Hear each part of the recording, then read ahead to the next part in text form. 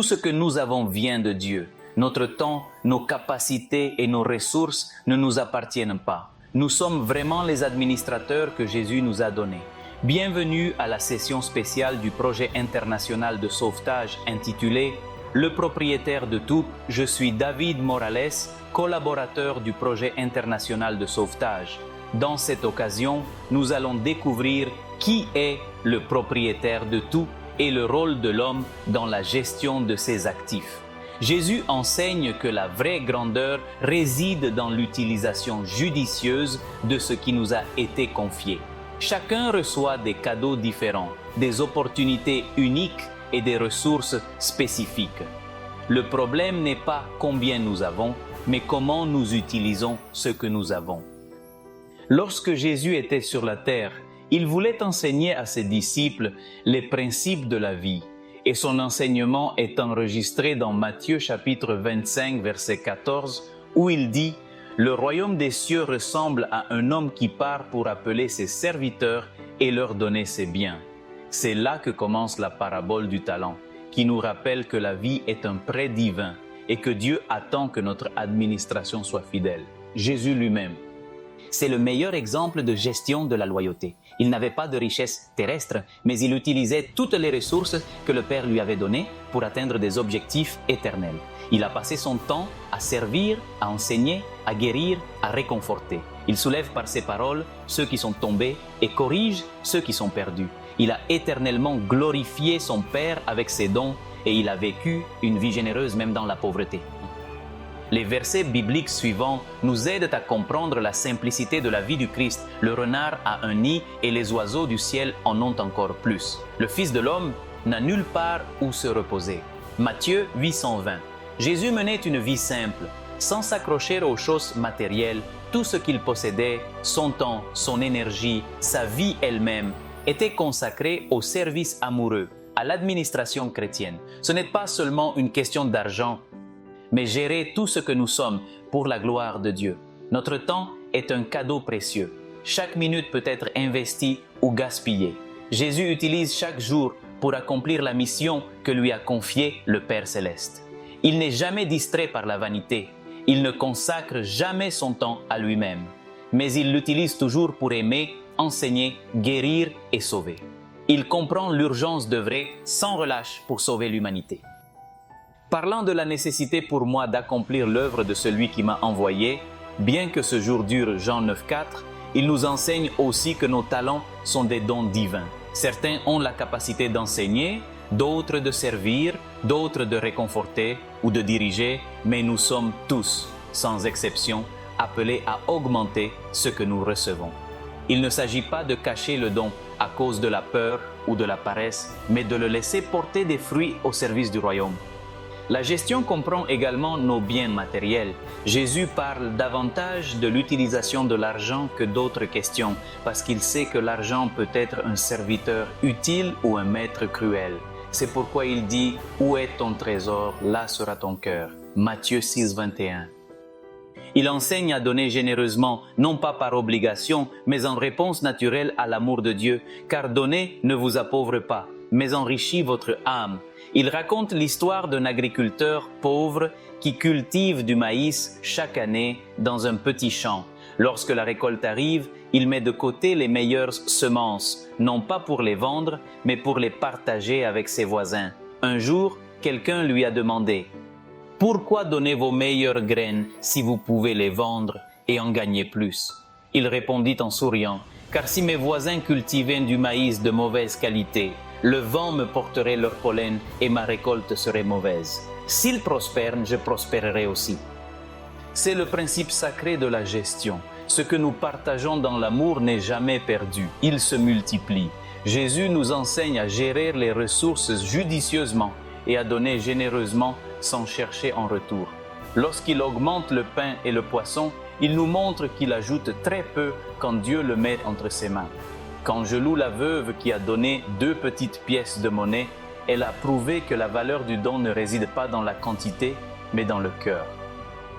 Dans la scène du sacrifice de la veuve, il mentionne « En vérité, je vous le dis, cette pauvre veuve a donné plus que tout le monde, parce que tout le monde lui a donné de ce qui lui restait.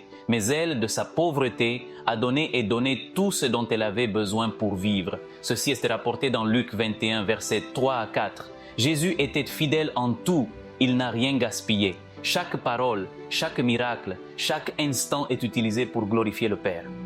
C'est l'essence d'un majordome fidèle. L'administration implique aussi la fidélité à la dîme et à la consécration. Le prophète Malachie dit que ce n'est pas parce que Dieu a besoin de notre argent, mais parce que nous devons apprendre à croire en lui. Apportez la dîme et j'aurai de la nourriture à la maison. Maintenant, éprouvez-moi à ce sujet, dit l'Éternel des armées. Sinon, je vous ouvrirai les fenêtres du ciel et je répandrai sur vous la bénédiction jusqu'à ce que Malachie soit rempli. Lorsque nous abandonnons nos ressources, notre temps, nos talents, nous ne gaspillons pas, nous investissons dans l'éternité. Parce que tout appartient à Dieu, à nos vies, à nos forces, à nos biens, nous sommes les administrateurs, responsables de son œuvre. Jésus a vécu une vie simple, mais avec un cœur généreux, il a utilisé tout ce qu'il avait pour le bien des autres et a finalement abandonné la chose la plus précieuse, sa propre vie. Être un fidèle majordome, c'est suivre. Son exemple est de reconnaître que rien ne nous appartient et que chaque jour, chaque don, chaque ressource est une opportunité de servir le royaume de Dieu. Je voudrais partager une histoire spéciale avec vous. Un sage montre un sablier à ses disciples. « Regardez cette poussière qui tombe, dit le sage. C'était la meilleure période de leur vie. L'un d'eux a demandé « Que se passe-t-il quand la farine est épuisée ?» Le saint répondit que ce n'est pas à vous de décider, mais ce que vous faites avec chaque grain, si c'est à vous de décider, chaque minute est une ressource divine. Jésus a délibérément utilisé son temps avec un but éternel. Il a guéri, il a enseigné, prié, aimé, servi jusqu'au dernier souffle. Être un intendant fidèle du temps, c'est vivre chaque jour avec une intention divine. L'apôtre Paul dit dans Éphésiens 5:16 que vous faites bon usage du temps, car les jours sont mauvais. Investissez bien votre don de temps, utilisez-le judicieusement et comprenez que chaque seconde perdue ne reviendra pas. Par exemple, si une personne vit jusqu'à 70 ans, elle vivra environ 2700 secondes. Vous vivrez 250 jours, vous aurez la chance de vivre 613 heures, 1632 et 840 mois.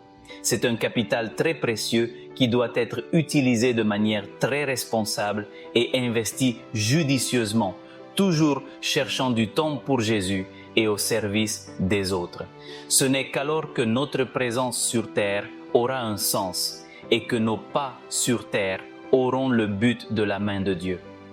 Dans la chambre d'un roi, il y avait une horloge sans aiguille. Un jour, son fils lui demanda, étonné, « À quoi sert une montre qui ne dit pas l'heure ?» Le roi lui expliqua avec un sourire que le fils devait comprendre et se souvenir. « Je ne suis pas le maître du temps, je ne suis que le gestionnaire du temps. Parfois, nous croyons que le temps nous appartient, mais chaque jour est un prêt divin. Utiliser correctement le temps, c'est comprendre que chaque instant est éternel. Le poète dit « Apprenez-nous à compter nos jours pour que nous puissions les porter dans nos cœurs. » Sagesse, Psaume 9:12. Lorsque nous vivons comme des administrateurs fidèles, notre temps revient à l'adoration. Nos talents deviennent des services et nos biens deviennent des instruments d'amour, car la vraie richesse ne réside pas dans ce que nous accumulons, mais dans ce que nous partageons pour la gloire de Dieu. Quand Jésus viendra, tout ce que vous faites vous sera confié. Il sera équilibré et nous attendons avec impatience d'entendre les lèvres de Jésus. Bon serviteur et fidèle, tu es fidèle en peu de choses, et en beaucoup je te laisserai entrer dans la joie de ton Seigneur. Matthieu 2:53. Cher ami, permettez-nous de dire chaque jour, Père, tout ce que j'ai est à toi, tout ce que j'ai est à toi. Je vais l'utiliser pour votre gloire, vous laisser utiliser par Jésus, chérir et utiliser judicieusement les ressources, les talents qu'il a mis entre vos mains, et vivre toujours pour lui plaire et non pour le monde. Que le Seigneur bénisse beaucoup vos talents, vos dons, que vous puissiez utiliser pour honorer et glorifier le Christ Jésus. Que le Seigneur vous bénisse grandement. Si cette rencontre est une bénédiction pour vous, nous vous invitons à la partager avec les autres. Nous vous invitons également à nous contacter via notre site web affiché à l'écran. Nous avons du matériel gratuit à partager avec vous et nous savons que cela sera une grande bénédiction dans votre vie. Que Dieu vous bénisse.